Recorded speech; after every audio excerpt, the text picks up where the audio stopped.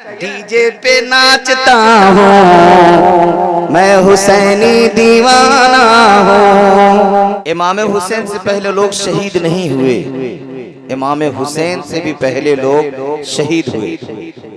अंबियाए किराम शहीद हुए, सहाबे किराम शहीद हुए। फिर जो शोहरत इमाम हुसैन की शहादत को है वो शोहरत किसी और की शहादत को क्यों नहीं।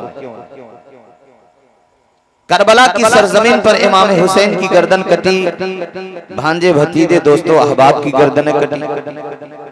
एक वक्त था हजरत यहिया और जकरिया बाप बेटे को इस तरह से जो नबी थे इस दर्दनाक अंदाज में कत्ल किया गया। एक के बदन पे आरी चला दी गई, पूरे बदन को चीर दिया गया। एक के गर्दन को काट कर थाली में सजाकर तवाइफ के सामने पेश किया गया।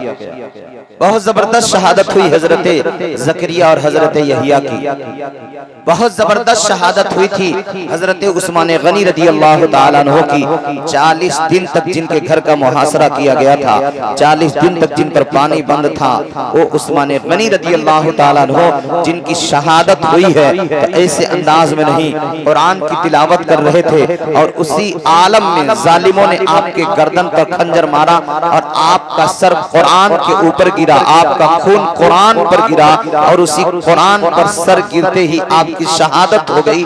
लेकिन जो शोहरत हजरत इमाम हुसैन की शहादत को हुई वो शोहरत न हजरत जकरिया की शहादत की है, न यहिया की शहादत की है, न हजरत उमर फारूक की शहादत की है, न हजरत उस्मान गनी की शहादत की है, न हजरत अली की शहादत की है, न किसी और सहाबी की वो शोहरत हो सकी जो शोहरत इमाम हुसैन की शहादत है। आखिर ऐसा क्यों है?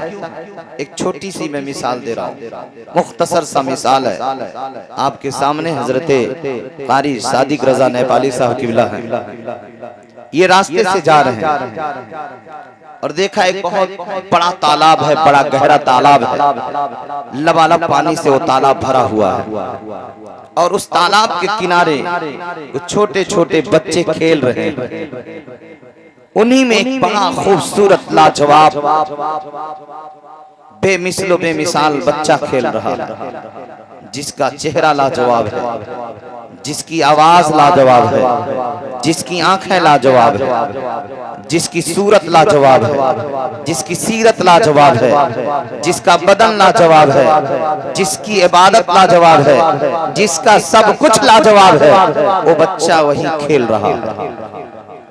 सादिक रजा नेपाली साहब जा रहे हैं, बच्चे खेलते खेलते इनकी निगाह उस खूबसूरत बच्चे पे पड़ी और वो बच्चे का रुख रोड की तरफ है और उसकी पीठ तालाब की तरफ है। वो बच्चा खेलते खेलते अचानक तालाब के किनारे पहुंच गया और कारी सादिक रजा नेपाली साहब देख रहे हैं कि बच्चा कहीं तालाब में गिर न जाए, तालाब में गिर न जाए। हुआ क्या? देखते देखते वो बच्चा तालाब में गिर गया। अब कारी साहब सोच रहे हैं अगर दौड़ करके बच्चे को बचाऊंगा नहीं तो बच्चा डूब करके मर जाएगा। कारी सादिक रजा साहब न अपनी जान की परवाह करते हैं, न अपने आप की परवाह करते हैं। बच्चे के लिए इन्होंने तालाब में छलांग लगा दी और जैसे इन्होंने तालाब में छलांग लगाई, बच्चा डूब रहा था, बच्चे को पकड़ा, बच्चे को पकड़कर बाहर फेंक दिया। बच्चा बच गया लेकिन कारी साहब ने अपनी जान गंवा दी। कारी साहब अपनी जान गंवा दी। कारी साहब ने अपनी जान उस बच्चे पे कुर्बान कर दिया। वो बच्चा बच गया। अब वो बच्चा किनारे खड़ा है और अपने मोहसिन को डूबता हुआ देख रहा। खुद बच गया, बचाने वाला डूब गया, खुद बच गया, उसका मोहसिन डूब गया। अब आप गौर करें, वो बच्चा जब तक जिंदा रहेगा बचाने वाले को याद करेगा कि नहीं करेगा? करेगा ना? अब देखें वो बच्चा अपने गांव में गया, पूरे गांव में जाकर कह रहा मुझे बचाने वाले कारी साहब। बढ़ता गया, बच्चा बढ़ रहा, बढ़ा, जवान हुआ, आगे बढ़ा, अपने शहर से दूसरे शहर में गया, ऐलान कर रहा मुझे बचाने वाले कारी साहब। ब्रिजबंदगंज से निकला, गोरखपुर गया, ऐलान कर रहा मुझे बचाने वाले कारी साहब। गोरखपुर से निकला, सैर करता हुआ दिल्ली पहुंचा, वहां ऐलान कर रहा मुझे बचाने वाले कारी साहब हैं। दिल्ली से बंबई गया, ऐलान कर रहा मुझे बचाने वाले कारी साहब हैं। अब बंबई से वो अपने मुल्क से पूरे मुल्क में दौरा किया और पूरे मुल्क हिंदुस्तान में दौरा करके कह रहा है मुझे बचाने वाले कारी साहब हैं। अपने मुल्क से दूसरे मुल्क में गया, पाक गया, ऐलान कर रहा मुझे बचाने वाले, मैं तो डूब रहा था, बचाने वाले कारी साहब हैं। अब पाक से वो इंडोनेशिया गया, इंडोनेशिया से अफ्रीका गया, अफ्रीका से अमेरिका गया, अमेरिका से चीनो जापानो नेपाल गया है। पूरी दुनिया का दौरा किया और जहां जहां जा रहा है यही कहता जा रहा है मुझे बचाने वाला कोई और नहीं है, मुझे बचाने वाले कारी सादिक नेपाली साहब हैं। उन्होंने अपनी जान देकर मुझे बचा ली है। तब वो बच्चा बचने वाला जवान हो गया है, लेकिन जहां जा रहा है अपने बचाने वाले मोहसिन का नाम याद कर रहा है, अपने बचाने वाले का तज़किरा कर रहा है। बस यही मिसाल है इस्लाम की। इस्लाम करबला में डूब रहा था, बचाने वाला कोई नहीं था। इस्लाम वहां खतरे में था, बचाने वाला कोई नहीं था। इस्लाम को मस्मार किया जा रहा था, बचाने वाला कोई नहीं था। कानून इस्लाम का मजाक उड़ाया जा रहा था, बचाने वाला कोई नहीं था। इस्लाम की नब्ज डूब रही थी, बचाने वाला कोई नहीं था। हुसैन कूद गए, कहा इस्लाम मैं तुझे बचाऊंगा, अगर गर्दन कटानी पड़े तो कटा दूंगा। हुसैन ने इस्लाम के लिए गर्दन कटा दी। अपनी ईमानदारी से बोलो, जब तक इस्लाम रहेगा हुसैन का नाम, जब तक इस्लाम रहेगा हुसैन का नाम जिंदा रहेगा। क्यों? इसलिए कि बचाने वाला कोई और नहीं है। इस्लाम को बचाने वाले इमाम हुसैन हैं, अपना खून देकर सींचने वाले हुसैन हैं। अब वही इस्लाम है, अरब से निकला है, जिधर जिधर जा रहा है ऐलान कर रहा है मुझे बचाने वाले हुसैन हैं, मुझे बचाने वाले हुसैन हैं। अब जहां जहां इस्लाम गया ऐलान किया मुझे बचाने वाले हुसैन हैं। हिंदुस्तान में आया, इस्लाम ने ऐलान किया मुझे बचाने वाले इस्लाम है। हिंदुस्तान से नेपाल, नेपाल से तिब्बत, तिब्बत से जापान, जापान से इंडोनेशिया, पूरे दुनिया में इस्लाम पहुंचा। अब जहां जहां इस्लाम होगा वहां वहां वहां वहां मेरे आका हुसैन का नाम होगा, क्योंकि इस्लाम को बचाने वाला कोई और नहीं है, इमाम हुसैन है, जिन्होंने अपनी गर्दन कटाकर अपने खून से इस्लाम की जड़ों को मजबूत किया। कौन हुसैन? एक वक्त आता, एक वक्त आता वही हुसैन जो कभी नाना के कंधे पे खेल रहे थे, कभी नाना के सीने पे खेल रहे थे, कभी नाना की गोद में खेल रहे थे। एक वक्त आया अमीर मुआविया रज़ियल्लाहु ताला अन्हु के इंतकाल के बाद यजीद को अमीर मुआविया रज़ियल्लाहु ताला अन्हु ने खलीफा बना दिया था अपनी उम्र में, और कह दिया था मेरे बाद तुम ही खलीफा। लेकिन इतना ध्यान रखना कि कोई भी काम बगैर हुसैन के पूछे न करना। यजीद शाम में था, इमाम हुसैन मदीने में थे। मदीने में और भी सहाबा के बेटे थे, अब्दुल्ला इब्न उमर हैं, अब्दुल्ला इब्न अब्बास है, अब्दुल्ला इब्न जुबैर हैं, बड़े बड़े सहाबा के बेटे हैं। यजीद खलीफा बना हजरत अमीर मुआविया के इंतकाल के बाद। तो जब खलीफा बना तो उसे डर लाहिक हो गई कि कहीं हुसैन मेरे खिलाफ अलम न बुलंद कर दें। अगर हुसैन खड़े हो गए तो सारे गुल उनके साथ मिल जाएंगे, मेरी बादशाहत चली जाएगी, मेरी खिलाफत चली जाएगी। तो उसने मदीना के गवर्नर को खत लिखा कि ऐ गवर्नर मदीना, सबसे पहले हुसैन बिन अली, अब्दुल्ला इब्न उमर, अब्दुल्ला इब्न अब्बास, अब्दुल्ला इब्न जुबैर से बैअत ले लो मेरे नाम पर। ये खत जब मदीना पहुंचा तो मदीना का गवर्नर ये खत लेकर इमाम हुसैन की बारगाह में पहुंचा। जिन लोगों का नाम था सबके पास गया। हजरत इमाम हुसैन रज़ियल्लाहु ताला अन्हु ने कहा, ऐ गवर्नर मदीना, जानते हो यजीद के बारे में कि यजीद अय्याश है, बदमाश है, जिनाकार है, शराबी है, शरीयत की हदों को तोड़ने वाला है, कानून मुस्तफ़ा को मस्मार करने वाला है, और जो इस्लाम का बागी है उसके हाथ पर हुसैन बैयत नहीं कर सकता। मामला ये यजीद के हाथ पर हुसैन बैअत नहीं कर सकता। इमाम हुसैन ने ये कहा और लोगों ने देखा कि अब मामला बिगड़ने वाला है तो मदीना छोड़ दिए।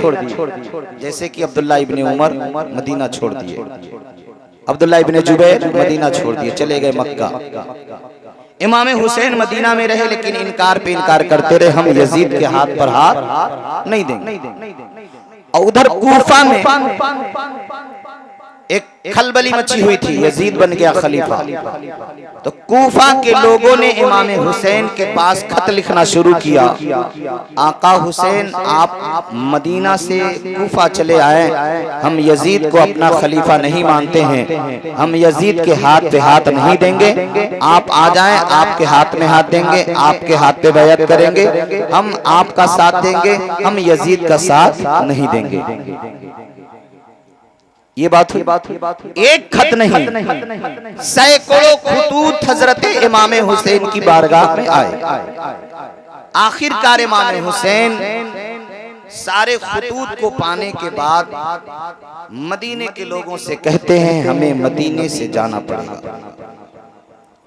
इमाम हुसैन रज़ियल्लाहु ताला अन्हु अब मदीने से रुखसत होने की तैयारी कर रहे हैं, मदीना छोड़कर जाने वाले हैं।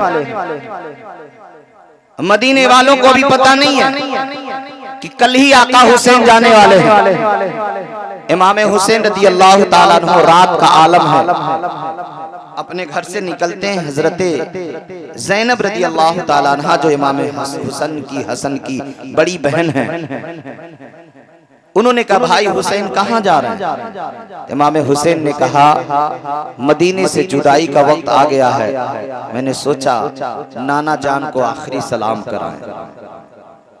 इमाम हुसैन रज़ियल्लाहु ताला अन्हु की बहन कहती है भैया हुसैन रुके, हम भी आपके साथ नाना के मजार पर चलेंगे। अब इमाम हुसैन अपनी बहन और अपनी बेटी सकीना और ज़ैनब के दोनों बेटे हजरत औनो मोहम्मद, ये 5 पंजतन पाक का काफिला नबी पाक सल्लल्लाहु अलैहि वसल्लम की मजार पर हाजिरी दे रहा है। इमाम हुसैन रज़ियल्लाहु ताला मज़ारे मुनव्वरा पे पहुंचे हैं और सलाम अर्ज किया। सलाम अर्ज करने के बाद नबी पाक के मजार से लिपट गए, आंखों से आंसू गिरने लगे। अर्ज करे नाना जान आपका हुसैन अब मदीने से जुदा हो रहा है, आपका हुसैन आपके मदीने से जुदा हो रहा है। ए नाना जान इस्लाम की अजमतों को बचाने के लिए, कानून इस्लाम की हिफाजत करने के लिए, हुर्मत इस्लाम की हिफाजत के लिए हुसैन घर से बेघर हो रहा है, हुसैन अब मदीना छोड़ रहा है। ए नाना जान वो हुसैन जा रहा है जो आपके कंधों पे खेला करता था, वो हुसैन जा रहा है जो रोता था तो आप तड़प जाते थे, वो हुसैन जा रहा है जिसके तड़पने से आप तड़पते थे, वो हुसैन जा रहा है जिसके प्यासे होने से आप तड़पते थे। ए नाना जान वो हुसैन जा रहा है जिसको आप अपनी गोद में लिया करते थे, जिसके लबों को चूमते थे, जिसके रुखसार को चूमते थे, जिसके गले को चूमते थे, कभी सुनते थे।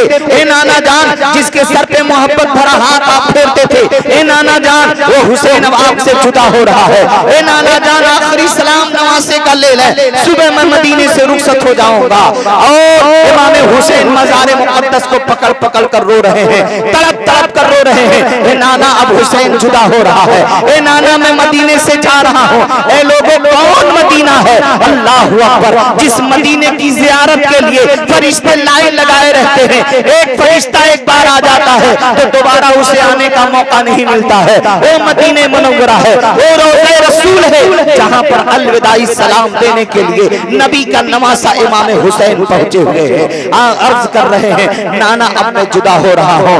और इमाम हुसैन रज़ियल्लाहु ताला अन्हु और शायर एक नक्शा खींचता है और कहता है, लिखता है, शायर कहते हैं नाना तेरे करम के खजीने की खैर हो, नाना तेरे करम के खजीने की खैर हो, मैं जा रहा हूँ और मदीने की खैर हो, मैं जा रहा हूँ और मदीने की खैर हो। ऐ बाग़बाने गुलशने अलवीद तौहीद अलविदा, मैं जा रहा हूँ तेरी बहारों को छोड़कर। इमाम हुसैन रज़ियल्लाहु ताला अन्हु नाना के मजार पे आंसू आंसू गिरा रहे हैं, साथ में बहन के आंखों से आंसू गिर रहे हैं, सकीना भी रो रही है और मोहम्मद के भी आंखों से आंसू जारी है। ये काफिला पाक पंजतन का काफिला है। कुछ देर तक रोज़े रसूल पर हाजिर रहने के बाद इमाम हुसैन वहां से वापस होते हैं और अपने घर तशरीफ ले जाते हैं। कुछ देर के बाद फिर इमाम हुसैन निकलते हैं। फिर हजरत ज़ैनब की निगाह पड़ती है, पूछते हैं भाई कहाँ जा रहे हैं? कहा ए बहन ज़ैनब, नाना के मजार पे तो हाजिरी दे लिया, अब मैं सोचता हूँ माँ के मजार पर भी हाजिरी दे दें, माँ के मजार पर भी हाजिरी दे दें, माँ को भी अलविदाई सलाम कह लें। उसके बाद क्योंकि सुबह मदीने से निकलना है, सुबह मदीने से रखते सफर बांधना है। अब हजरत ज़ैनब रज़ी अल्लाह तआला अन्हा जब इतना कहती हैं, इमाम हुसैन ने कहा ठीक है चलें, आप भी चलें। अब फिर वही लोग हजरत इमाम हुसैन अपनी बहन ज़ैनब को लेते हैं, माँ के मज़ार मुक़द्दसा पे पहुँचते हैं। माँ के मज़ार पर पहुँचने के बाद अल्लाहु अकबर, आंखों से आंसू रुक नहीं रहे हैं। माँ के मज़ार को दोनों हाथों में भर लेते हैं और जबरदस्त अंदाज में कहते हैं, ऐ माँ तेरा लाल हुसैन तेरे कब्र पर आया है, तेरा बेटा तेरे मज़ार पर आया है। ऐ माँ वो हुसैन अब मदीने से जुदा हो रहा है जिसको कुरान की लोरियां देकर तुम सुनाया करती थी। ऐ माँ वो हुसैन जा रहा है जिसको अपने हाथे से गुस्ल दिया करती थी, वो हुसैन जा रहा है जिसको आप अपने हाथों से कपड़ा पहनाया करती थी, जिसके सर में अपने हाथों से कंघा किया करती थी। ए माँ वो हुसैन अब मदीने से जुदा हो रहा है। ए माँ अपने बेटे को आखिरी सलाम दो, आखिरी अलविदाई सलाम ले लो, आपका बेटा हुसैन जा रहा है, मदीने से जुदा हो रहा है। इमाम हुसैन माँ की कब्र को पकड़कर लिपट लिपट कर रो रहे हैं, आंसू बहा रहे हैं। माँ के कब्र से जुदाई हो रही है, नबी के रोज़े मुनव्वरा से जुदाई हो रही है, मुक़द्दस शहरे मदीना से जुदाई हो रही है। इमाम हुसैन कुछ देर तक वहां आंसू बहाते हैं, उसके बाद माँ के मजार से घर वापस आते हैं।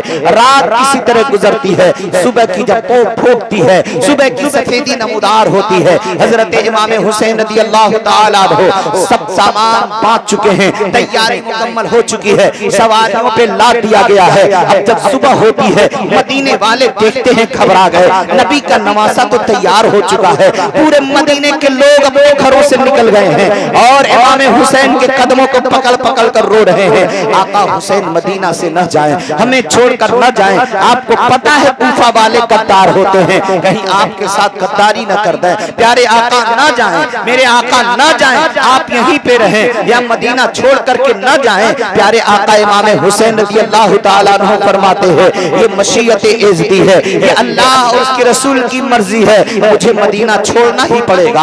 आखिर आप किसी की बात न मानते हुए मदीना छोड़ देते हैं और मदीना से आप चलते चलते मक्का पहुंचते हैं। मक्का में पहुंचे, पूरे मक्का में एक तरह से शोर उठ गया है, नबी के प्यारे नवासे इमाम हुसैन आ गए हैं, इमाम हुसैन आ गए हैं, भीड़ लग गई है, बड़े बड़े सहाबा और सहाबा के बेटे जमा हो गए हैं और सभी लोगों ने कहा हुजूर आका आप मक्का तो आ गए हैं लेकिन मक्का से आगे न जाएं, आप कूफा न जाएं, ये कूफा वाले आपके साथ गद्दारी करेंगे, ये कूफा वाले आपका साथ छोड़ देंगे, ये कूफा वाले आपके साथ दगा करेंगे। जिन्होंने आपके बाप के साथ दगा किया है, आपके पास बाप के साथ भी दगा करेंगे, जिन्होंने आपके भाई के साथ दगा किया है, आपके साथ भी दगा करेंगे। हुजूर आप कूफा न जाएं, बहुत से लोगों ने समझाया है, लेकिन इमाम हुसैन रज़ी अल्लाह तआला अन्हु कहते हैं सुनो, मैं तुम लोगों की बातें मानूं या नाना की बात मानूं?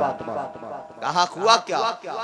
कहा आज ही रात में मैंने ख्वाब देखा है, नाना से मेरी बात हुई है ख्वाब के अंदर।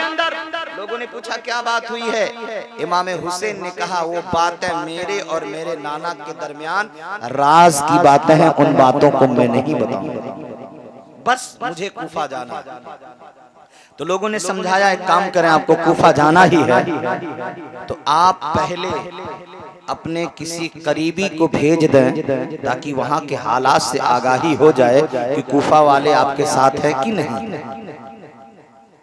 इमाम हुसैन ने इस पर अमल किया और अपने चचाजाद भाई हजरत मुस्लिम बिन अकील रदियल्लाहु ताला अन्हु को कहा, आप कूफा जाएं, वहाँ के हालात अच्छे होंगे तो मुझे खत लिखिएगा, तब मैं आऊंगा।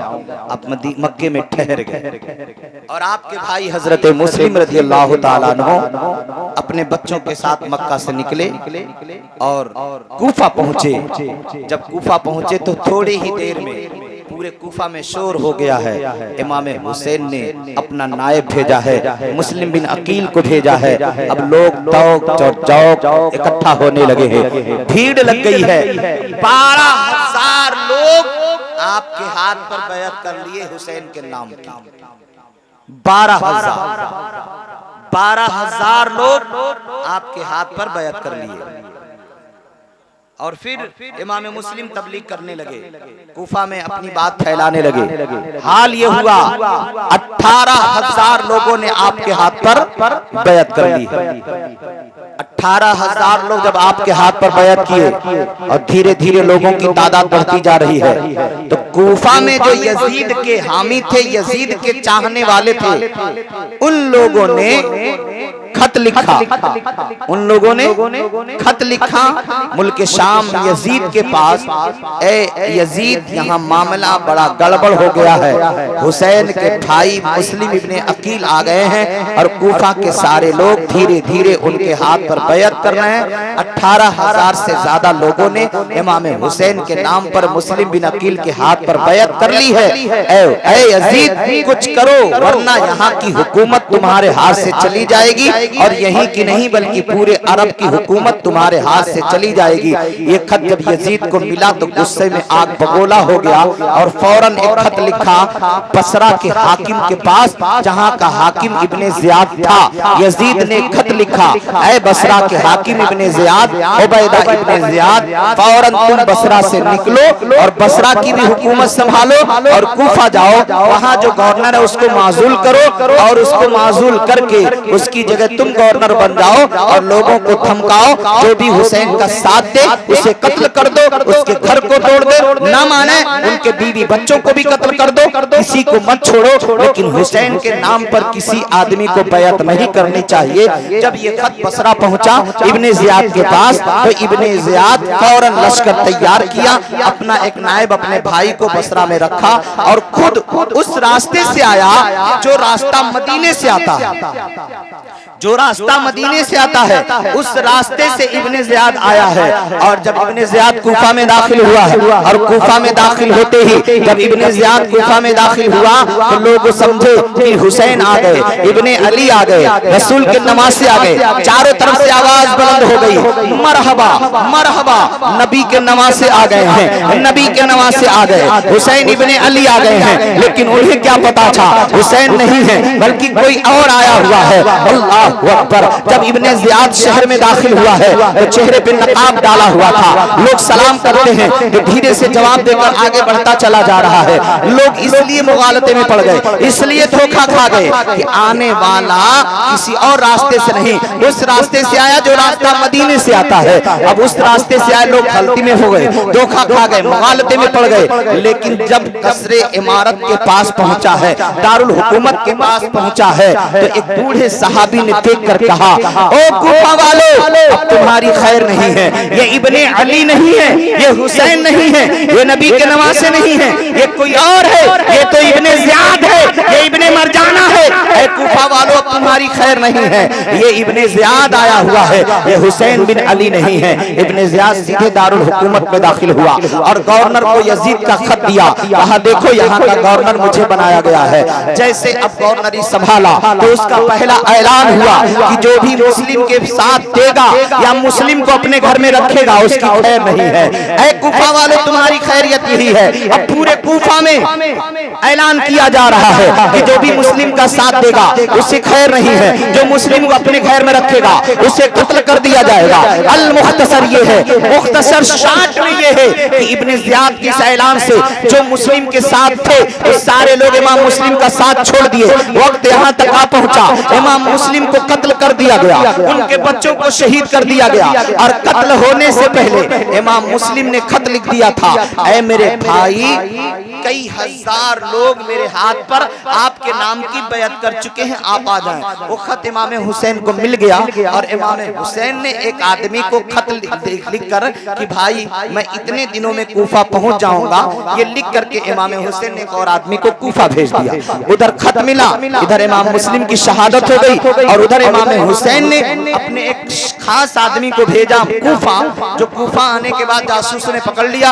एक खत था जो कूफियों के नाम था, अब वो खत इब्ने ज़ियाद के पास ले जाया गया जिसमें लिखा था मैं फला रास्ते से आ रहा हूँ, फला दिन तक आ जाऊंगा।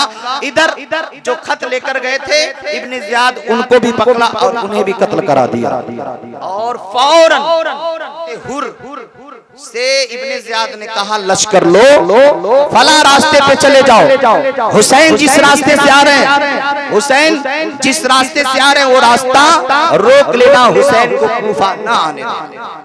हजरत हुर 12,000 का लश्कर लेकर कूफा से निकले और उसी रास्ते पर गए जिस रास्ते से इमाम हुसैन आने वाले थे। इमाम हुसैन उधर से चल दिए और जब पहुंचे हैं रास्ते में बहुत बड़े शायर से मुलाकात हुई जिसका नाम फरजदक था। फरजदक शायर ने आपसे मुलाकात की, मुसाफा मुआनका किया। इमाम हुसैन ने कहा बताओ कूफा के हालात कैसे हैं? तो फरजदक शायर ने कहा हुजूर कूफा वालों के दिल आपके साथ हैं लेकिन तलवारें उमैया के साथ, बनी उमैया के साथ। मैं तारीखी हकीकत बयान कर रहा हूं, बड़े गौर से सुनिएगा। नात बहुत सुनते रहते हैं आप, खूब मचलते हैं, मचलना भी चाहिए, नात सुनना भी चाहिए, मनकबत सुनना भी चाहिए, लेकिन हमें तारीखी बातें भी तो सुनने की जरूरत है।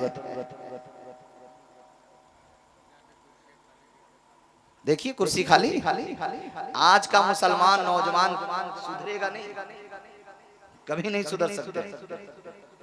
मटकने को मिल जाए, लचकने को मिल जाए, लहकने को, मैं भी बार बार कहूँ बोलो सुभान अल्लाह, मैं नारा लगाओ, नारे तकबीर, ये मेरी आदत नहीं है ना, मैं कभी ऐसा करता हूँ।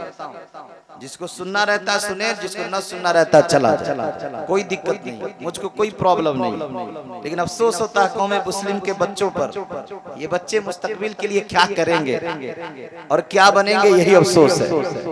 क्या करेंगे क्या बनेंगे यही अफसोस है। जितना जबरदस्त अंदाज में या हुसैन का नारा लग रहा था, उतने ही जबरदस्त अंदाज में अगर नमाज शुरू कर देते तो इनकलाब पैदा हो जाए, नहीं पैदा होगा। लेकिन जितने लोग नारा लगाने वाले, ईमानदारी से बताएं कितने लोग उसमें नमाज पढ़ने वाले? सिर्फ इमाम हुसैन का नारा लगा देने से जन्नती नहीं हो जाएंगे। नमाज छोड़ेंगे, एक नमाज छोड़ने पर 80,000 बरस तक जहन्नम में जलाया जाएगा। एक वक्त की नमाज छोड़ने पर 80,000 बरस तक, मामूली नहीं।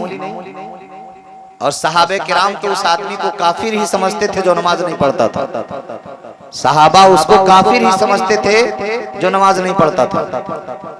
करबला की जो मुकम्मल कहानी है ना, जो मुकम्मल वाकयात है, जहाँ दर्द है, जहाँ तकलीफ है, जहाँ अलम है, जहाँ दुख है, वहीं पे इबादत भी है, वहीं रियाजत भी है, तकवा है, तहारत है, कुरान की तिलावत है।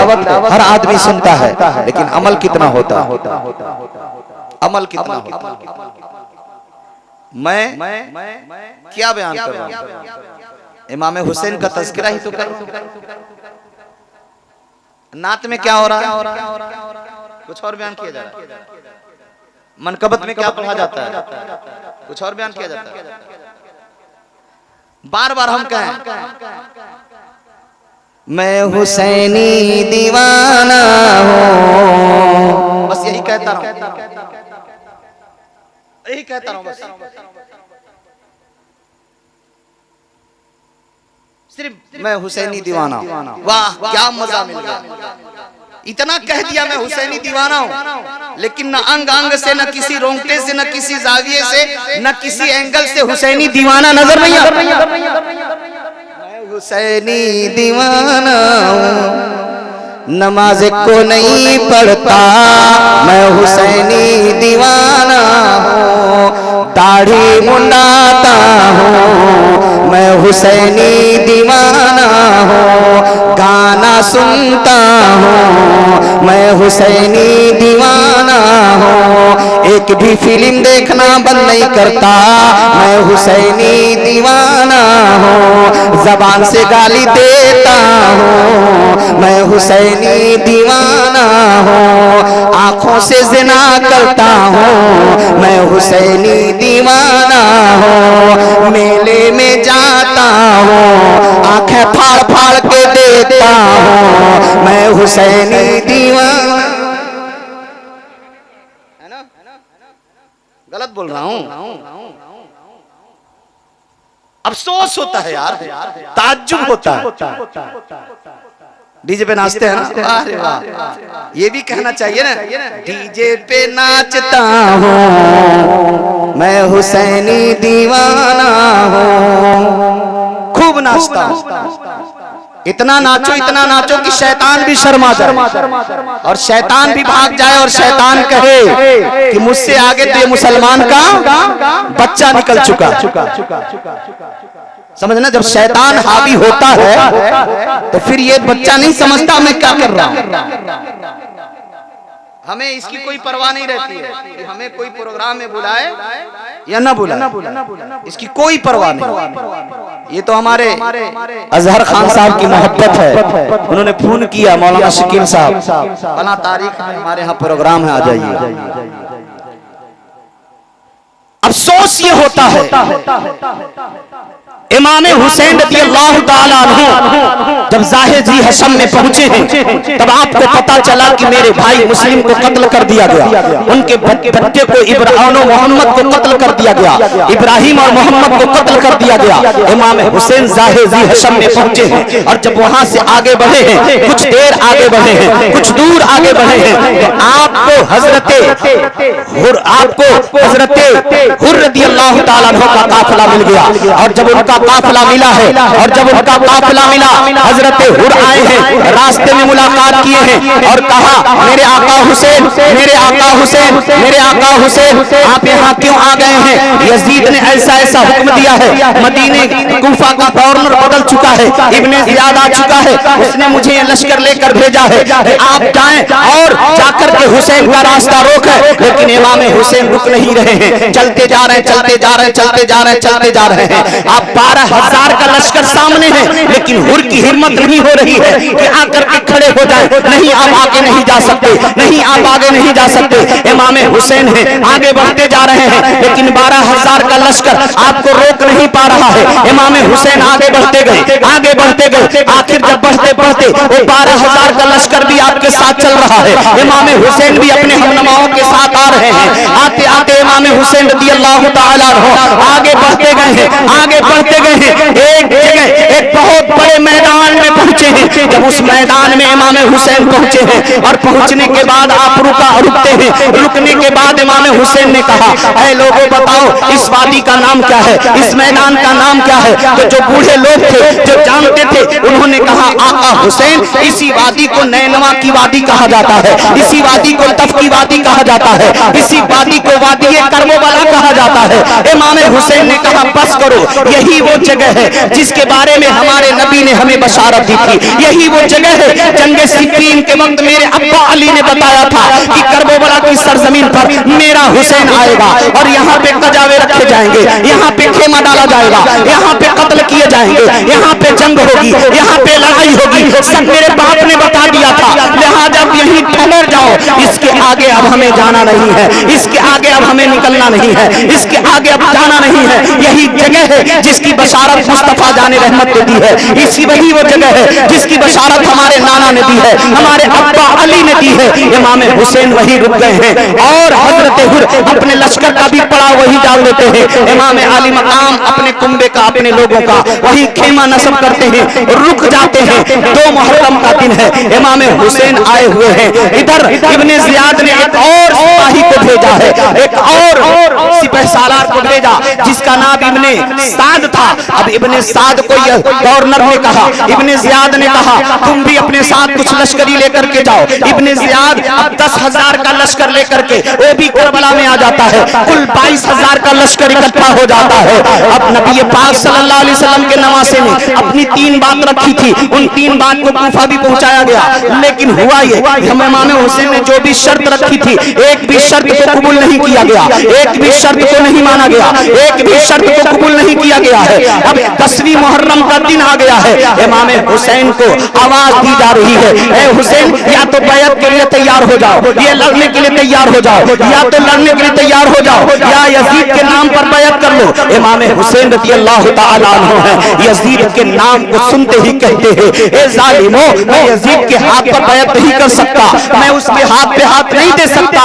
यजीदियों ने कहा फिर और कोई रास्ता नहीं है, या तो लड़ने के लिए तैयार हो जाए या फिर यजीद के हाथ पे बैत करें। इमाम हुसैन इमाम हुज्जत कर चुके थे, अब लड़ाई शुरू होने वाली थी। उससे पहले हजरत हुर जो यजीदी लश्कर में थे, उन्होंने देखा ये जालिम तो हुसैन से लड़ना चाहते हैं, हुसैन से बगावत करना चाहते हैं, हुसैन के खून के प्यासे हैं। फौरन अपने घोड़े को एड़ लगाते हैं और निकल कर लश्कर आदा से मारा हुर ने ये नारा, निकल कर लश्कर आदा से मारा हुर ने ये नारा कि देखो यूं निकलते हैं जहन्नम से खुदा वाले। हजरत हुर निकले वहां से, इमाम हुसैन की बारगाह में आते हैं और कहा मेरे आका हुसैन, मैं यजीदियों का लश्कर छोड़ चुका हूं, अब आपकी बारगाह में आ चुका हूं, मैं यजीदियों के साथ नहीं रहूंगा। हुजूर मुझसे गलती हुई, मैंने आपका रास्ता रोका, मैंने आपको रोका था, मैंने आपका रास्ता रोका, हुजूर मुझसे गलती हो गई। कहा ठीक है, तुमने गलती से अपनी गलती को मान लिया, अपने जुर्म का एतराफ कर लिया है, अब आ गया मेरे पास, तब मुझसे मिलकर रह।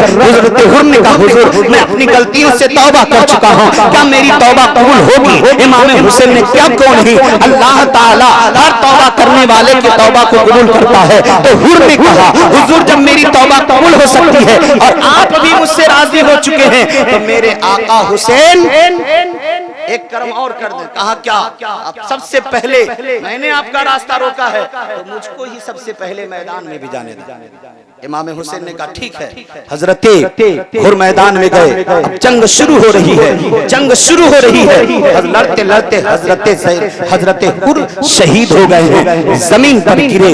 यजीदियों ने पुकारा हुसैन हुर की लाश लेकर के जाओ। इमाम हुसैन हुर की लाश लेकर के जाते हैं। उसके बाद कई अहबाब आते हैं, सबकी गर्दन कटती चली जाती है, कई आए गए, कई आए गए, कटते गए, लड़ते रहे, एक के बाद तीसरे आ रहे हैं, लड़ाई हो रही, गर्दन कटती जा रही है। अब वक्त यहाँ तक आ पहुंचा है, दोपहर होने तक कई लोगों की गर्दन कट चुकी है।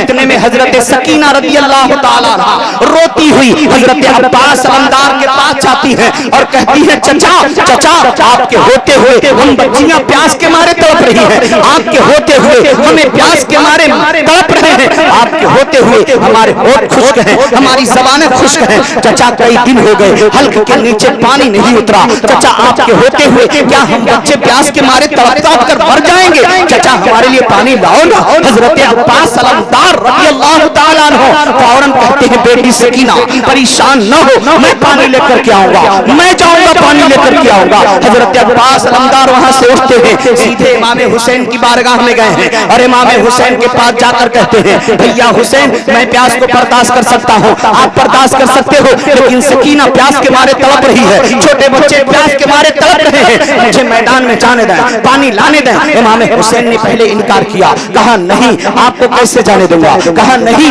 आपको कैसे जाने दूंगा, आप तो मेरे बदन में मेरे रीढ़ की हड्डी की तरह है, आप मेरे बदन में मेरे कमर की हड्डी की तरह है, आपको मैं मैदान में नहीं जाने दे सकता। कहा भाई लेकिन बच्चों का प्यास बर्दाश्त नहीं हो रहा है, भाई मुझे जाने दें, भाई मुझे जाने दें। आखिर जब मिन्नत बढ़ती गई, जब सिफारिश बढ़ती गई है, आका हुसैन ने इजाजत दी है, कहा ठीक है भाई आप जा सकते हैं, आप जाएं। हजरत अब्बास अलमदार अब तैयार होते हैं, घोड़े पे सवार होते हैं। जब घोड़े पे सवार हुए हैं, मशकीले को कंधे में लटकाया है, हाथ में तलवार लहराया है और लहरा करके इमाम हुसैन रज़ी अल्लाह ताला अन्हु उस लश्कर अशकिया की तरफ बढ़े हैं, यजीदी लश्कर की तरफ बढ़े हैं। और जब हजरत अब्बास अलमदार अपने तलवार को लहराते हैं तो यजीदियों के लश्कर के दो हिस्से हो गए हैं, बीच से रास्ता हो जाता है। हजरत अब्बास अलमदार अपने घोड़े को लेकर के नहरे फुरात में उतर गए हैं, अपने मशकीजे को पानी में भर लिया है और घोड़े पे सवार होकर के फिर जब वापस होने लगे हैं, अम्र इब्ने साद पुकारता है ओ जालिमों, ओ यजीदियों, अब्बास का रास्ता रोक लिया जाए, एक कतरा भी पानी हुसैनी खेमे में न जाने पाए, हमला करो, अब्बास के ऊपर हमला करो। यजीदियों ने हजरत अब्बास को चारों तरफ से घेर लिया है, लेकिन हजरत अब्बास जब तलवार लहराते हैं, जिधर तलवार चल रही है गर्दनें कटती हुई नजर आ रही है, गर्दनें कट रही है। फौरन इब्ने साद पुकारता है, हमला करो, तीर की बारिश करो। हजरत अब्बास लड़ते जा रहे हैं, तब तक एक जालिम धोखे से पीछे गया है और पीछे जाकर ऐसा वार किया है, आपके दाहिने बाजू पर आपका दाहिना बाजू कट गया, जैसे गिरने वाला था।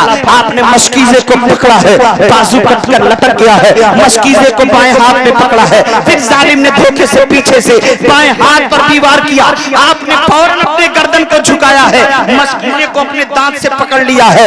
दोनों हाथ कट चुके हैं, लड़े तो कैसे कटे, कैसे लड़े हैं, दोनों हाथें कट चुके, दोनों बाजू कट चुके हैं। अब्बास अलमदार रज़ियल्लाहु ताला अन्हु लेकिन घोड़े को पेड़ लगा रहे हैं, घोड़ा आगे बढ़ता जा रहा है, दुश्मन तीरों की बौछार कर दिए है। अल्लाह अकबर, इतने तलवारों का वार, इतने भालों का वार, न जाने कितने तीरों की बारिश की गई है। हमारी इब्ने साद पुकारता है, ओ यजीदियों जल्दी से इतना तीर बरसा दो मशकीज़े अब्बास पर, एक बेकतरा पानी का हुसैनी खेमे में न जाने पाए। अब उन लोगों ने जब पास तो छलनी हो ही गए हैं, अब मशकीज़े को मारना शुरू किया है, तीरों का निशाना मशकीज़ों के तरफ, मशकीज़े की तरफ है।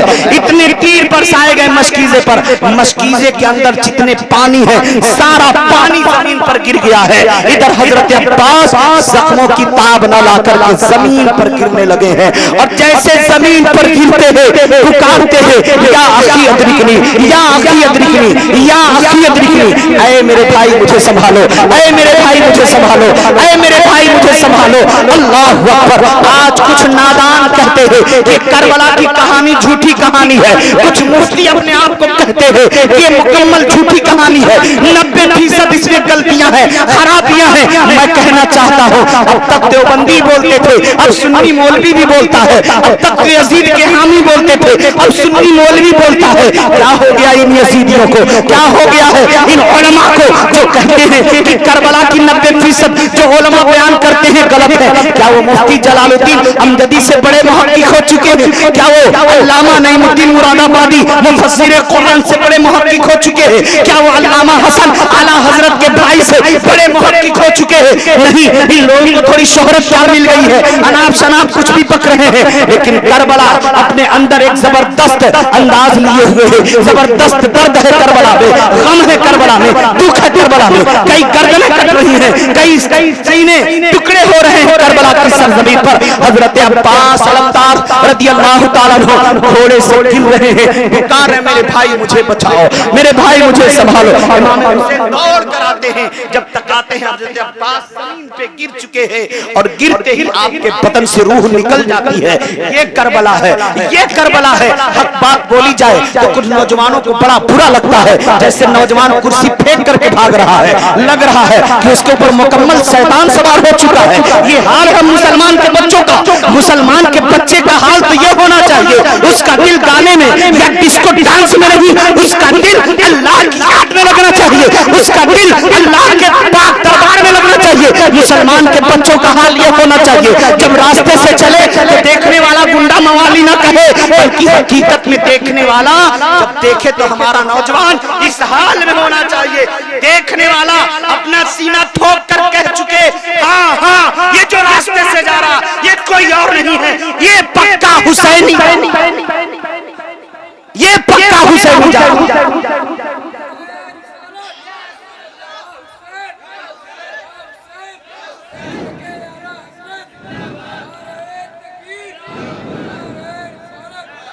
हजरत अब्बास अलमदार जमीन पे गिरे, अल्लाहु अकबर। इमाम हुसैन दौड़ कर गए हैं, अपने भाई की लाश को उठाते हैं और लेकर के खेमे तक आते हैं। खेमे के दरवाजे पर इमाम हुसैन ने अब्बास अलमदार की लाश को रख दिया।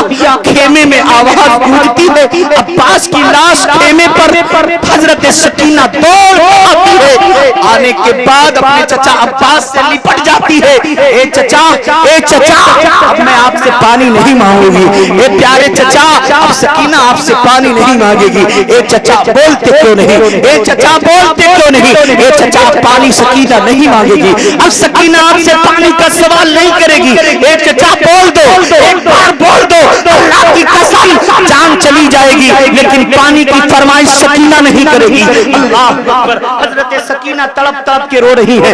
इमाम हुसैन बेटी को समझाते हैं, ए मेरी बेटी सकीना, जो एक बार चला जाता है वो दोबारा बोलता नहीं है, वो दोबारा बात नहीं करता है। अल्लाह अकबर। हजरत सकीना रज़ी अल्लाह ताला अन्हा है, रो रही है। इमाम हुसैन समझाते हैं। अब सुने, मुख्तसर में कर रहा अपनी तकरीर को। हजरत अब्बास के बाद हजरत कासिम भी शहीद हो रहे हैं और मोहम्मद इमाम हुसैन के भांजे भी शहीद हो गए हैं। उनके बाद हजरत अली अकबर भी शहीद हो रहे हैं, अली असगर भी शहीद हो रहे हैं। इमाम हुसैन रज़ी अल्लाह ताला अन्हु हैं, जब तैयार होकर के मैदान में चले हैं और तैयार होकर के जब मैदान का रुख करते हैं, इमाम हुसैन ने फिर उन जालिमों से कहा, अभी भी वक्त है, अभी भी वक्त है। ऐ यजीदियों मान जाओ, मेरी गर्दन के प्यासे न बनो, मेरे खून के प्यासे न बनो। लेकिन एक सवाल मैं आपसे करना चाहता हूँ, क्या बात है, क्या बात है? करबला में हुसैनी जो जा रहे हैं वो एक बारगी नहीं जा रहे, एक के बाद दिगरे जा रहे हैं, एक के बाद दिगरे जाने। पहले कोई और गया, फिर दूसरा गया, फिर तीसरा गया, फिर चौथा गया। इस तरह एक के बाद दिगरे एक एक लोग जा जा के लड़ रहे हैं। ऐसा क्यों? ये भी बहुत बड़ी हिकमत है, बहुत बड़ा राज है। आप देखें, इमाम हुसैन सबसे आखिर में। बात क्या थी? लड़ाई सिर्फ हुसैन से थी। होना ये चाहिए था पहले हुसैन मैदान में गए होते कट जाते मैदान खत्म। अगर हुसैन की गर्दन पहले कट जाती, असगर न कटते, अकबर न कटते, कासिम न कटते, अब्बास न कटते, औनो मोहम्मद न कटते। वो चाहते थे हुसैन की गर्दन, वो चाहते थे हुसैन का हाथ, लेकिन आका हुसैन सबसे आखिर में कट रहे। हिकमत क्या थी?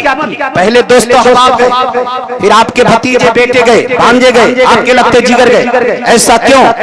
तो इमाम हुसैन उस नबी के नवासे हैं, इमाम हुसैन उस नबी के नवासे हैं जो पत्थर खाकर भी दुआएं दिया करते थे। उस नबी के नवासे हैं, रास्ते में कांटे बिछाने वालों को भी पैगंबर दुआएं दिया करते थे। पैगंबर हालत सजदा में है, पीठ के ऊपर ऊंट की ओझड़ी लादी गई। हजरत फातिमा बचपने के आलम में कुछ कहना चाहती है, नबी ने मना कर दिया, ए फातिमा इन्हें कुछ मत कहो, ये हकीकत नहीं जानते, ये नहीं जानते इसलिए मुझे तकलीफ देते हैं, ये नहीं जानते इसलिए मुझे मारते हैं, ये नहीं जानते इसलिए मुझे गाली देते हैं। ए फातिमा, जब ये मुझे जान जाएंगे ना, यही गाली देने वाले, पत्थर मारने वाले अपनी गर्दनें मेरे कदमों पे कटाते हुए नजर आएंगे।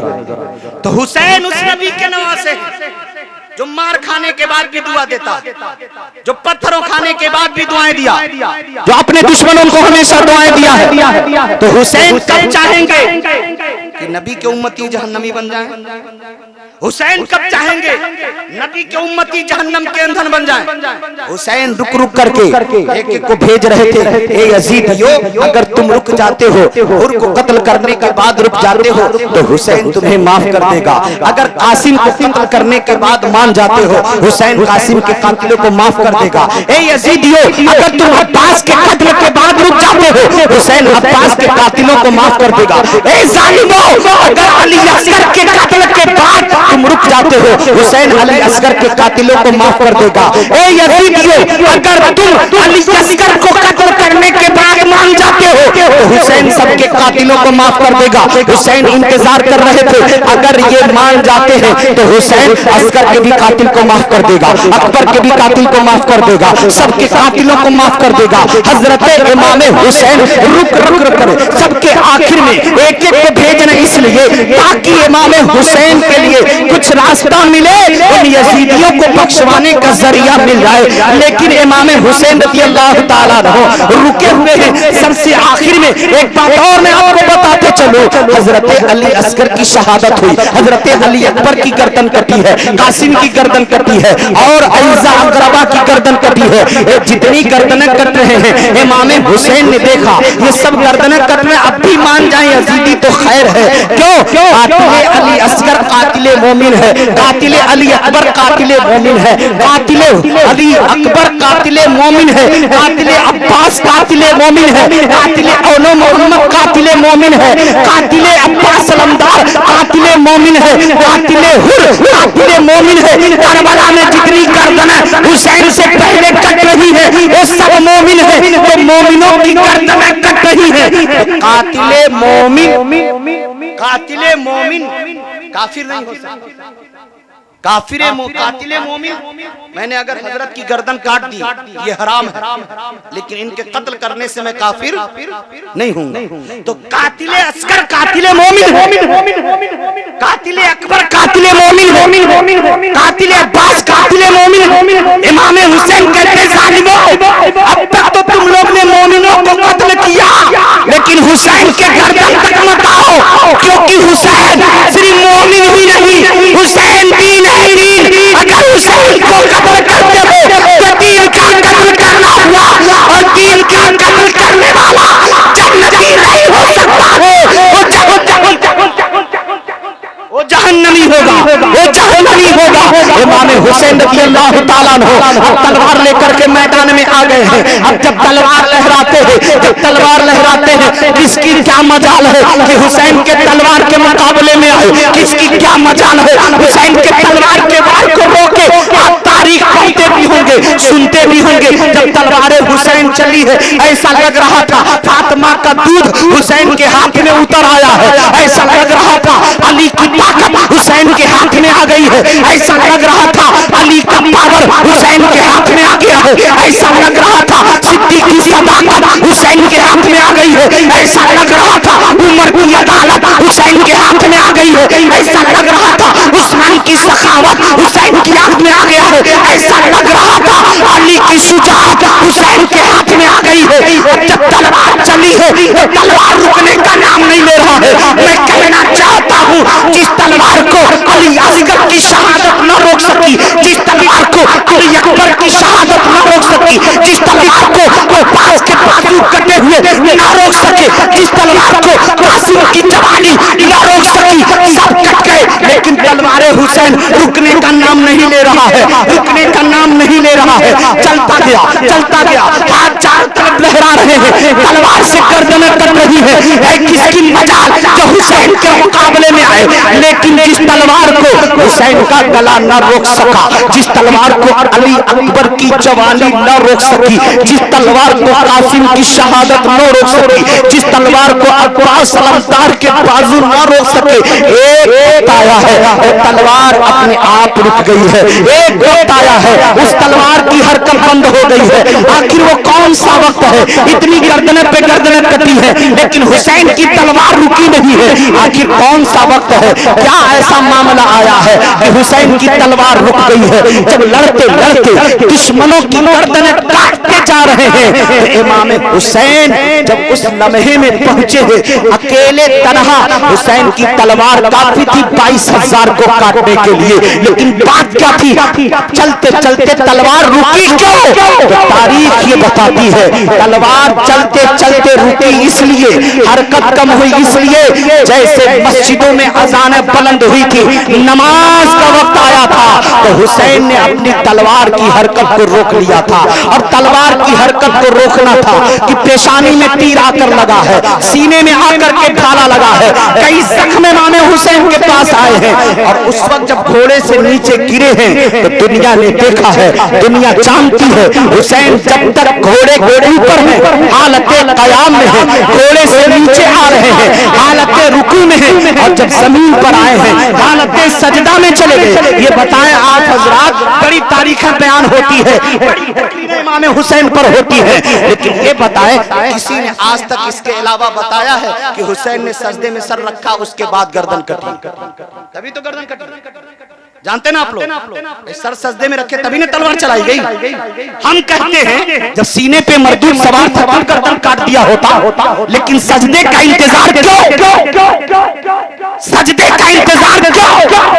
यजीदी जानते थे हुसैन जब तक खड़ा है गर्दन काटना आसान नहीं है, हुसैन जब तक घोड़े पे गर्दन काटना आसान नहीं है, हुसैन जमीन पर गिरा गर्दन काटना आसान नहीं है। जैसे हुसैन सर सजदे में ले गए, यजीदी डर गए कहीं हुसैन खड़ा ना हो जाए, कहीं हुसैन खड़ा ना हो गया। अगर हुसैन खड़ा हो गया तो यजीदियों की खैर नहीं है, यजीदियों की खैर नहीं। मौके को गनीमत यजीदियों ने समझा और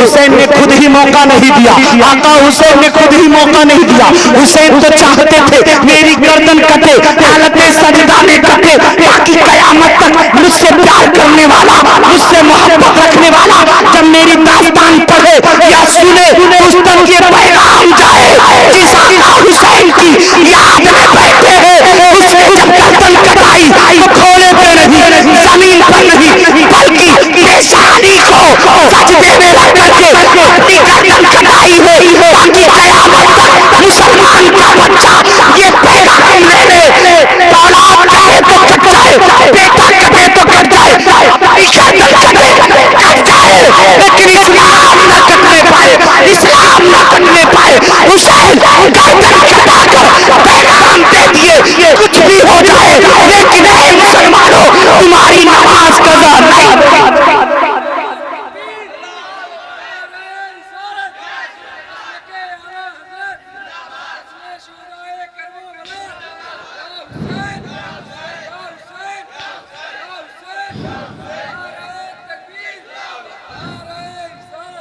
मेरे आका हुसैन अला जद्दिही वस्सलाम हालत सजदा में सर रख करके गर्दन कटा दिए हैं। यजीदी डर गए, अगर हुसैन दोबारा सजदे से सर उठा लिए तो यजीदियों की खैर नहीं है। मैं कहना चाहूंगा इतनी शुहदा, इतनी गर्दनें कटी हैं, इमाम हुसैन से भी पहले बहुत सी शहादतें हुई हैं।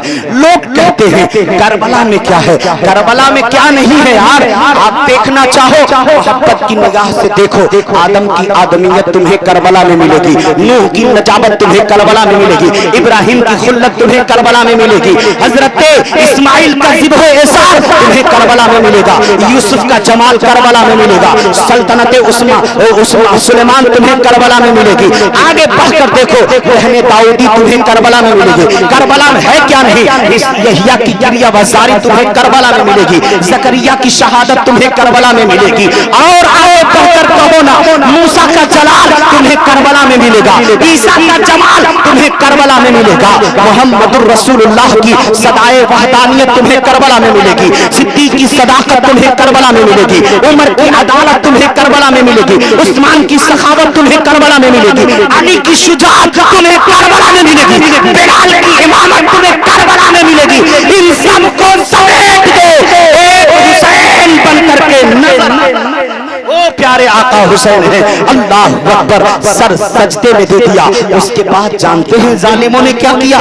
बड़ा आसान नहीं है करबला और कोई मामूली नहीं है करबला। अल्लाह अकबर, एक घर में एक मौत हो जाए तो पूरा घर नहीं बल्कि पूरा गांव मातम कदा हो जाता है। पूरे गांव में मातम, पूरे गांव के लोग रोना चिल्लाना आंसू बहाना शुरू करते हैं।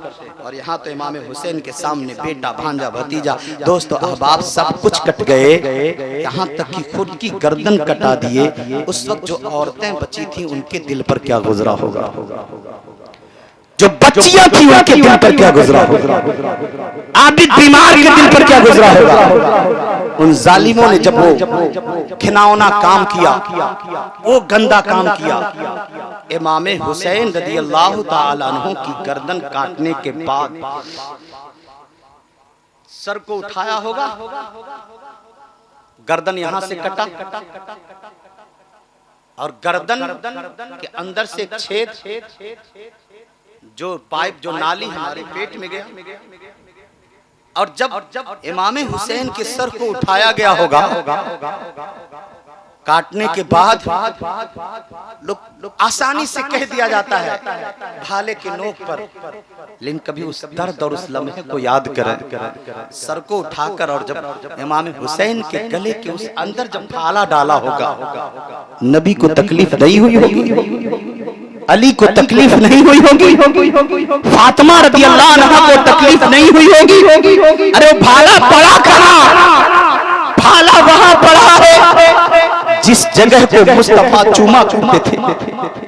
वो भाला डाला कहाँ गया, जिस हल्क से हजरत फातिमा का दूध गुजरा होगा।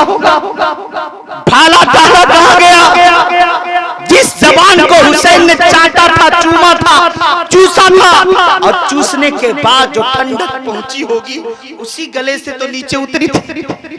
हुसैन के गले में भाले का नोक डालकर भाले पे चढ़ाया गया। बड़ा आसान समझते हैं लोग मुहर्रम को, बड़ा आसान समझते हैं। सरे हुसैन को भाले के नोक पे चढ़ा करके गली गली घुमाया जा रहा है, लेकिन जालिमों को यह भी खबर नहीं गर्दने हुसैन नहीं कटी है, बोसा गाहे मुस्तफा कटी। नबी जिसे चूमते थे, नबी जिसे सूंघते थे, उस जगह को जालिमों ने काटा। और जब गर्दन कटी भाले के नोक पे लेकर जालिम घुमा रहे हैं, तो जालिम ये भी देख रहे हैं तो कटे हुए सर से कुरान की तिलावत की आवाज। ओ प्यारे आका हुसैन, गर्दन धड़ से अलग इस्लाम के लिए हुसैन आजम ने सब कुछ कुर्बान कर दिया और इस्लाम को ऐसा जिंदा किया, ऐसा जिंदा किया कि आज एक फिरौन नहीं हजारों फिरौन नुमा जैसे लोग पैदा हो जाए और ये सोच ले कि हम इस्लाम मिटा देंगे, तो मिटाने वाले मिट जाएंगे, लेकिन इस्लाम नहीं मिटने वाला है, क्योंकि इस्लाम की रगों में अहले बैत का खून शामिल है। इस्लाम के जड़ों में हुसैन आजम का खून मौजूद है। अल्लाह ताला हमें और आप सबको समझ कर अमल की तौफीक रफीक अता फरमाए। व आखिरु दावाना अल्हम्दुलिल्लाहि रब्बिल आलमीन।